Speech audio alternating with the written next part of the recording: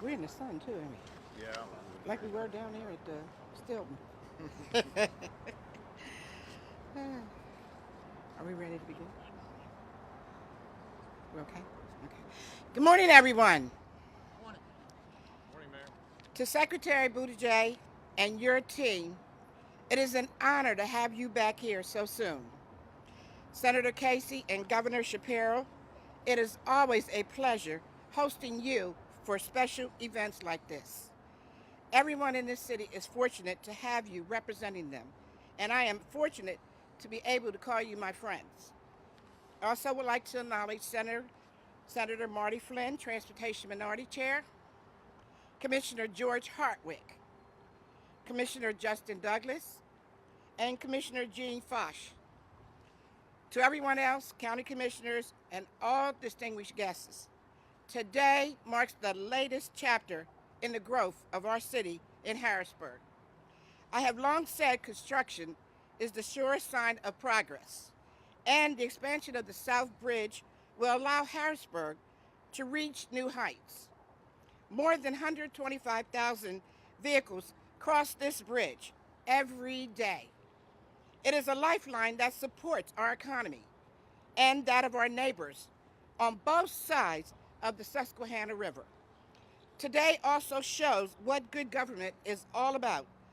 This is a collaboration of multiple levels. Governor Shapiro calls it getting stuff done, and that is what and why it is my honor to welcome him to the podium. Thank you.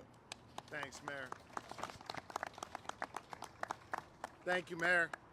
That's my mayor right there. I'm proud to be here. Spent a whole lot of time in Harrisburg and grateful for Mayor Williams' leadership and grateful that you're doing well and that you're healthy and safe. And let me say, this is a good day. This is a great day for Pennsylvania. And I want to begin by thanking Secretary Pete Buttigieg, who is back here in the Commonwealth of Pennsylvania. I think you can clap for the Secretary.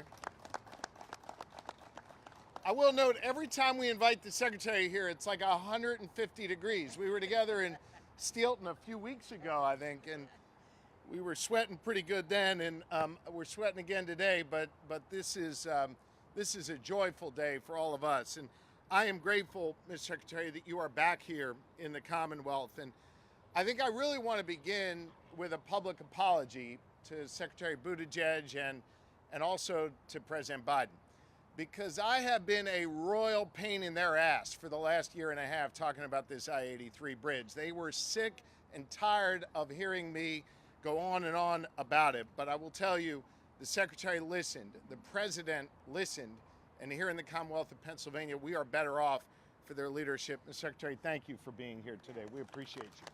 Thank you.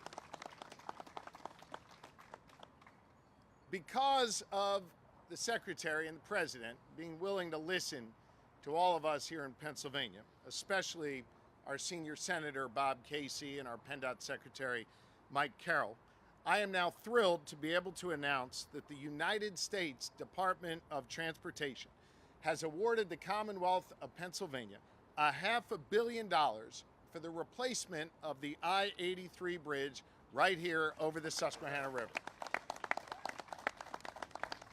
Now, hear me on this. This is the largest federal grant for a single transportation project in Pennsylvania history. This is a big deal. And this is a sign of just how much the President cares about this community and cares about this Commonwealth. You see, replacing this aging bridge will be transformational for this region and for all Pennsylvanians. I-83, as you all know, is a vital artery here in South Central Pennsylvania that not only connects our communities on both sides of the river, it's also a critical route for commerce and supply chains up and down the east coast of the United States. We, of course, are joined by leaders not just from here in Harrisburg, but from all across South Central Pennsylvania, showing that indeed this is critically important for all communities in this region.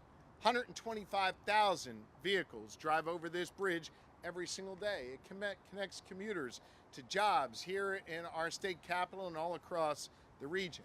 It brings families to vitally important medical appointments and farmers' produce to grocery stores. These trips, they grow our economy, they improve our health, they strengthen our families, and they are made possible because we have safe, reliable infrastructure here in this region. Let me also make clear, because I know there's been some chatter about this, I want to be crystal clear on this, that this bridge behind me, this new bridge, will not be tolled. It will not be tolled. I made that clear during my campaign. I was against tolling these bridges, and I continue to be against tolling these bridges. And thanks to this federal investment and the work that's going to be done here, this will be a bridge that connects families, connects commuters, connects people going to work without having to pay a toll. This bridge has been long in need of repair. It's 64 years old, and it's nearing the end of its lifespan. And with the Biden administration's help, we're going to replace this bridge and ensure that this vital artery continues to connect our communities and grows our economy for decades to come. Replacing this bridge is vital for the people who drive on it. It is also a critically important project for the Pennsylvania building trades and the Pennsylvania workers, who I will tell you are the absolute best bridge builders in the world. This more than $1 billion project is going to mean more jobs for the great Pennsylvania workers. And I'm excited that they're going to get to work soon. We have all seen the incredible work that the building trades can do when they rebuilt I-95 with Secretary Buttigieg and President Biden's help in just 12 days. 12 days. Now, I have been told by Rob Baer that they may not hit 12 days, but they think they can get this done in 13 or 14 days, which is going to be amazing. And that was a joke. Please tell Rob it was a joke. Look, I think it is important to note that this is, of course, the largest federally funded discretionary project in Pennsylvania history. They are betting on these workers to be able to step up and do this job, and they will do it well. They are believing in these communities, and without the leadership of President Biden, this would not be getting done. This is what happens. You can clap for President Biden. There you go. This is what happens when we have an administration in Washington that listens to the people, that understands the needs in a community, and is there to deliver for us. This doesn't happen without a secretary who has been boots on the ground, learning about the needs of a community and making sure we deliver for an area like this. And this sure as hell wouldn't happen if we didn't have a dogged state senior senator who was willing to make this his priority. We have a senior senator who voted to make sure that billions of dollars would flow to infrastructure all across the United States. And he made sure that he prioritized this I-83 bridge as one of the projects he wanted to deliver on.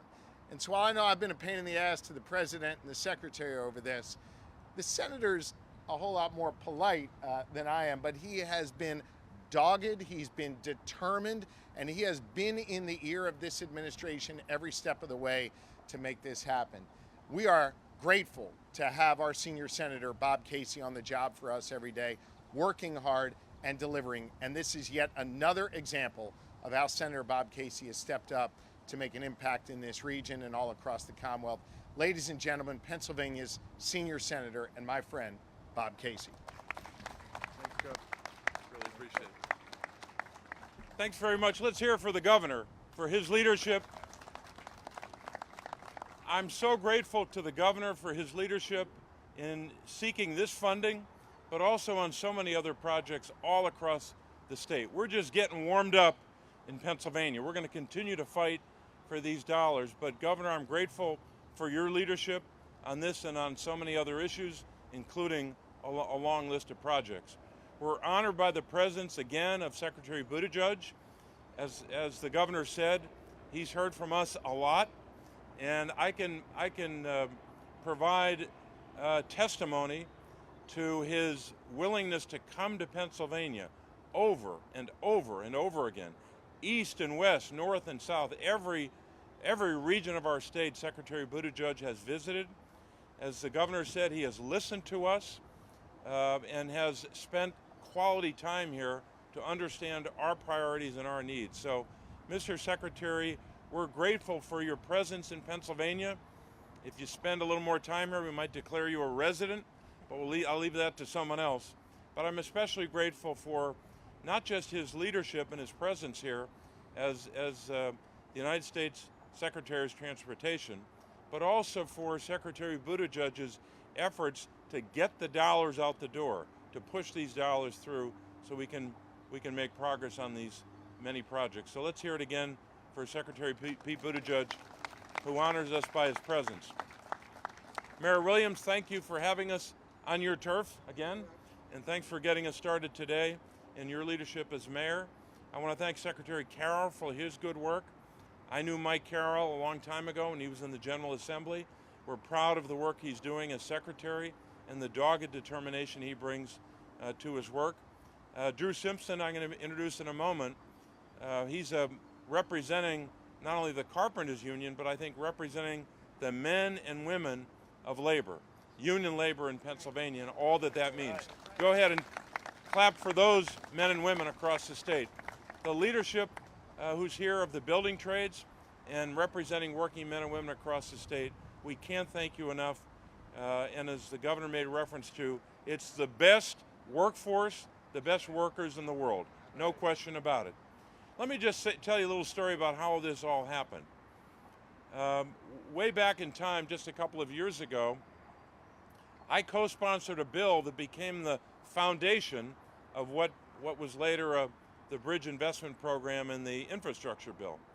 And I think it's important to remind Pennsylvanians and Americans, not just here in South Central Pennsylvania, but all Americans, how difficult it was to get this infrastructure bill done, which is the foundation of getting this, as the governor said, the largest discretionary investment in a transportation project in the history of the Commonwealth.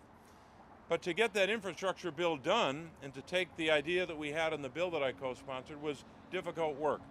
I want to commend the leadership and the determination of President Biden. A lot of people don't know this. He had a meeting at the White House early in his first couple months in the office, and it was to talk about the infrastructure bill and maybe one other issue. And it started as a bipartisan meeting. As my recollection is just Republican senators.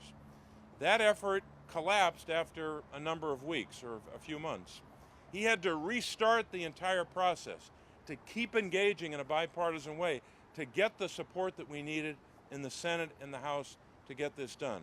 So the president's not physically here with us today, but I want him to know how much we appreciate that effort. And in the end, we had every member of my party vote for the infrastructure bill. We had a smaller number of Republicans, but it was just enough, or I should say a very small number, but it was just enough to get this bill done. But that wasn't the end of it. Once you get a bill done, as you all know, it doesn't execute or implement itself. You have to have a strong commitment by the administration. You have to have a strong Secretary of Transportation to get those dollars out the door, and then you have to have a bipartisan effort here in Pennsylvania to get it done. So we had a bipartisan effort. The work that I did, the work the governor did, the work that our congressional delegation did. We got a letter sent to the administration signed by every single member of our delegation. I'm not sure that has happened on one project in Pennsylvania history, if not American history, to have every member of the delegation, no matter whether they represented northwestern Pennsylvania or north central Pennsylvania or Philadelphia or Pittsburgh or anywhere in between, to get all of our voices coming together to support this project was essential. And you know what? As Secretary Carroll reminded me, this is a Pennsylvania project. It's a Pennsylvania, an entire state of Pennsylvania, 67 county priority. And we're grateful that we're going to have an investment in a bridge project that will bring jobs, a lot of good paying jobs, not just now, but in the future. It will help us transact business, move commerce, keep our supply chains running. So many benefits, not just to the people of Dauphin and Cumberland County and South Central Pennsylvania as a region, but to our entire Commonwealth. So this is hard work to get this done, but we're damn proud of where we are, getting this done, to get this kind of investment. And I can't tell you how much I appreciate the work that so many people here did to bring us to this day. And look, I've known Drew Simpson a long time. I know of his leadership in the Carpenters Union, but I want to make sure for today's purposes, because this is a historic day, I'm going to read you Drew Simpson's entire title. Drew Simpson, by the way, he's a Scranton, Pennsylvania guy, so I'm giving him some extra time here. But he's the regional manager of the Eastern Atlantic States Regional Council of Carpenters, but that title doesn't capture the leadership he brings to his work every day. And I think his work and the work of his members and all the unions here are emblematic of the spirit of our state, the spirit of the workers of our state. So I give you Drew Simpson, a great labor leader, but also a great Pennsylvanian. Drew?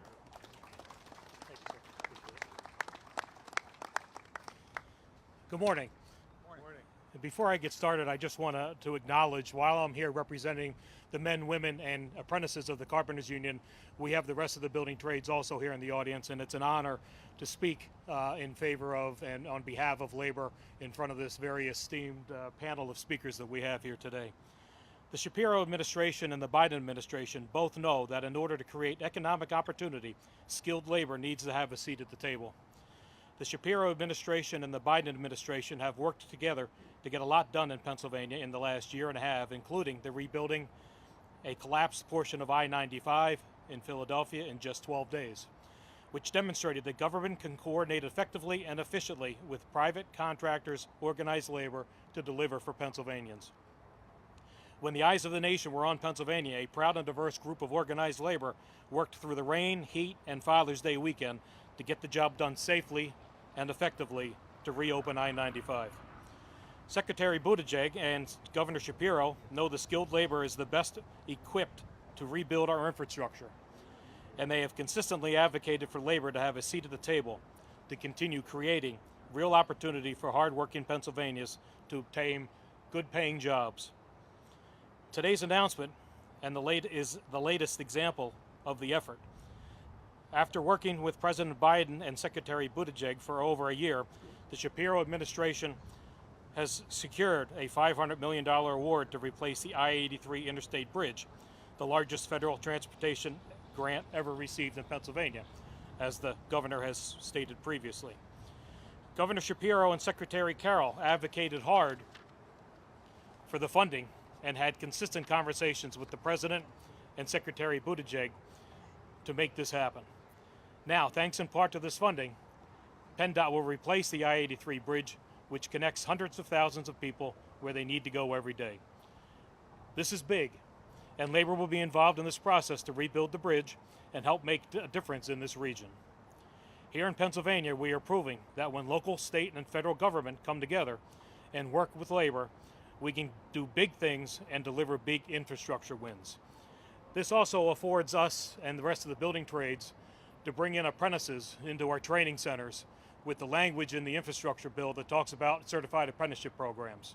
You know, we all want to fill our apprenticeship ranks, and we all want to fill our apprenticeship training centers, and this is the perfect opportunity. And the work that has been done so far and the work that will continue to be done in the state of Pennsylvania will just make sure that the opportunity for high school graduates who are not on a college career path have the opportunity to career, not just a job, a career where they can retire with dignity with the pension plans and the annuity plans that the building trades have to offer. So with that, it is truly my honor to introduce the United States Secretary of Transportation, Peter Buttigieg.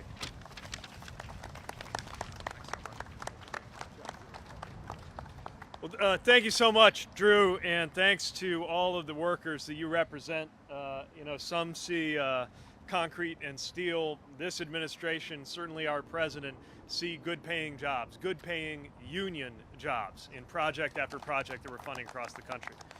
And no pressure, but we know that the workers of this region, along with Secretary Carroll's team at PennDOT, will be delivering this on time, on task, on budget in a way that will continue the great and proud tradition of getting things built and getting things done here in Pennsylvania. A big thank you to Senator Casey, as he said, and as several have mentioned, he was a big part of why any of this is possible, because he joined with President Biden, with our administration from day one, to make the case for a historic infrastructure package. As a matter of fact, one of my first trips as secretary outside of Washington was to Pittsburgh with Senator Casey when we were working to make the case for this. And it's all too easy now to imagine that it couldn't have been any other way. But let us remember that this bill was declared impossible and dead by commentators in and around Washington again and again and again. But Senator Casey didn't give up. So many members of your federal delegation didn't give up. And ultimately, we were, in fact, able to get it done. I want to thank Mayor Williams. It's great to be with you again. And appreciate your leadership as somebody who was also once a mayor of a proud river city that understood the importance of infrastructure. I often reflect that the job of mayor has only become more difficult and demanding since I proudly wore that title just a few years ago. But I've also reflected that it sure would have been nice back when I was mayor if the President of the United States was leading a $1 trillion infrastructure package to help our cities and towns and states build. So hopefully we are a wind at your back in that regard. Governor Shapiro has been an indispensable partner and leader in rebuilding America's infrastructure, leading by example and showing a deep understanding of the relationship between transportation projects, workforce needs, housing affordability in ways that only a great governor can bring together. And together with a number of legislators who I know are joining us, have really stepped up above and beyond what many states have done to take advantage of the federal moment with a state commitment and state leadership. I also want to say a word about recent events because Governor Shapiro spoke with great moral clarity about what happened elsewhere in Pennsylvania just a few days ago. A horrific and tragic incident, an assassination attempt against a former American president, to which there can be only one response, which is an unequivocal condemnation of all forms of political violence, something that voices like Governor Shapiro, like President Biden, and like so many who have raised their voice from across the country and across the political spectrum to say, and must continue doing no matter what swirls about our political environment. And in that context, it is fitting maybe that we are gathering today in the business of building bridges.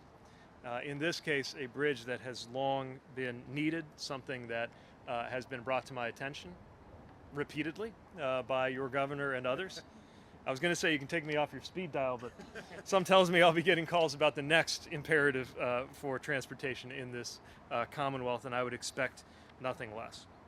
And this really is an example of how things should work as local, state, federal, county, everybody works in unison to deliver something important that no one party could do alone. And that's part of why I think none of the folks here were shy about making the case in public and over the phone about how important this project is. I want to rewind just a little bit to what it was like when we took office as we marked the worsening condition of America's bridges.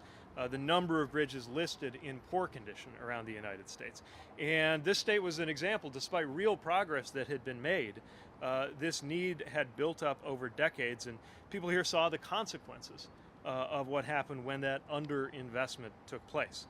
As I mentioned earlier, visiting Pittsburgh in one of my first trips, I remember seeing the netting installed under the McKees Rocks Bridge in Pittsburgh to catch the pieces of concrete that would fall off of it from time to time. And that was something that was just tolerated in this country for far too long. In Philadelphia, where more than 80 bridges were in poor condition, we saw a need there too.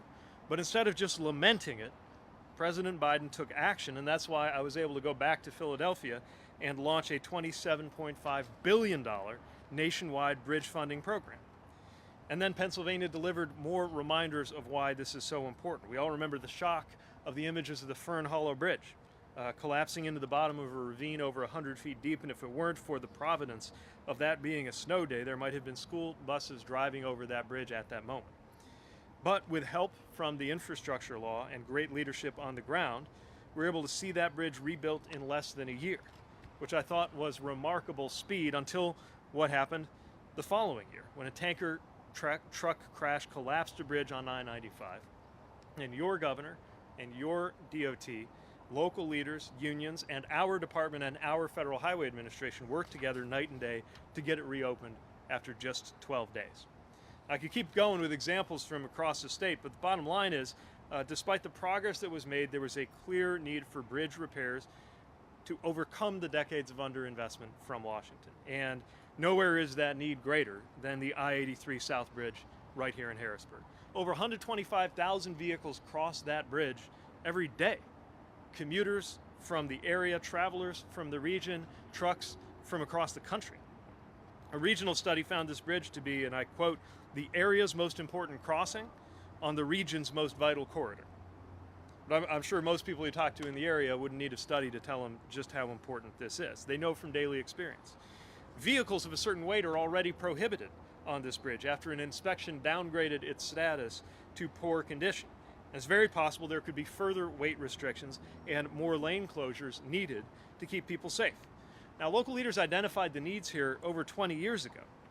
The fact that so many bridges like this one were allowed to fall into this condition was a failure of Washington, the consequence of a lot of talk, including a lot of infrastructure weeks, coming and going, without any real action. Talk does not build bridges. Funding does, partnership does, teamwork does. Unions and the skilled workers they bring to the table and they bring to the site. That's how America builds bridges. And the leaders you see here and our president are delivering. And that's why it's such a delight to be here on behalf of the Biden-Harris administration to announce the award of $500 million to build a new South Bridge for I-83.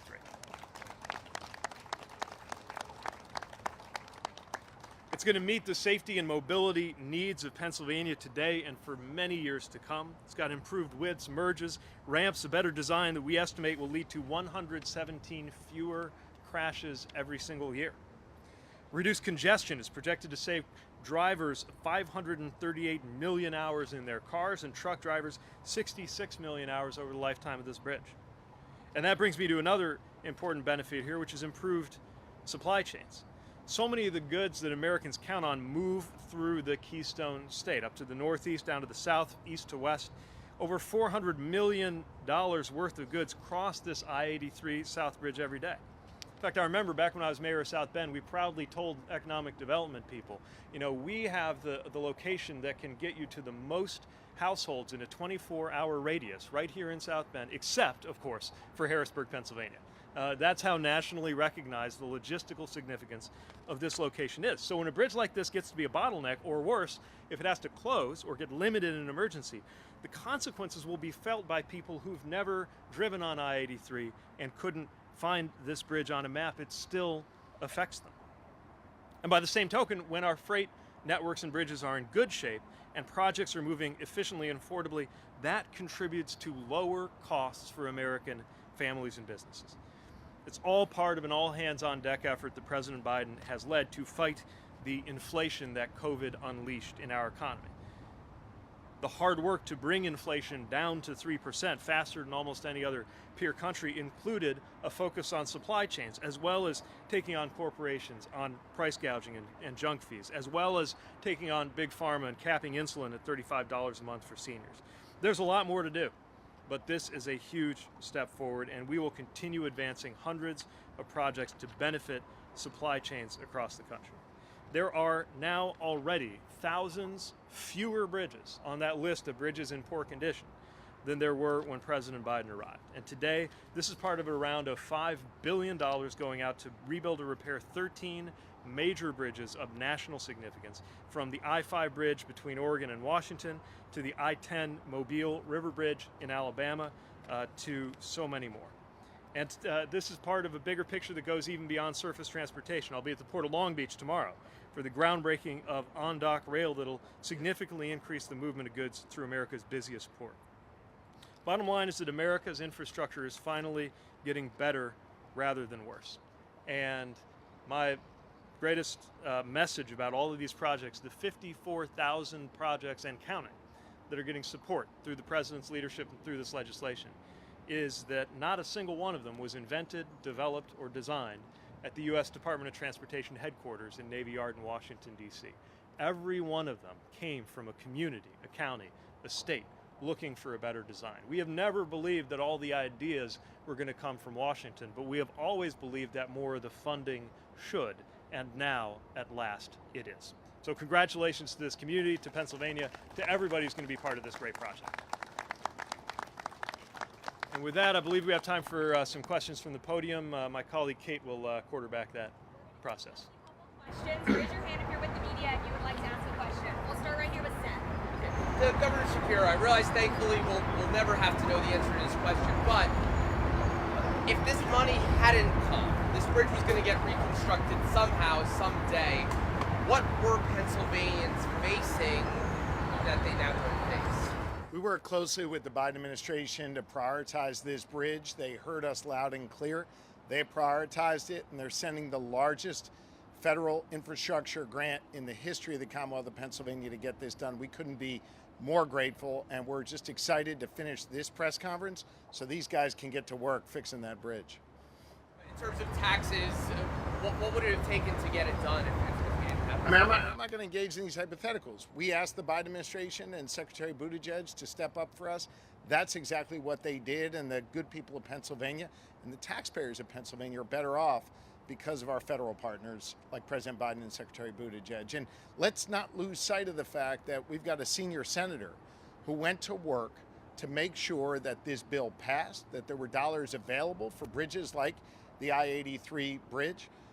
We're in a community right now where we got a senator that stepped up and a congressman who refused to go along to try to fund this bridge.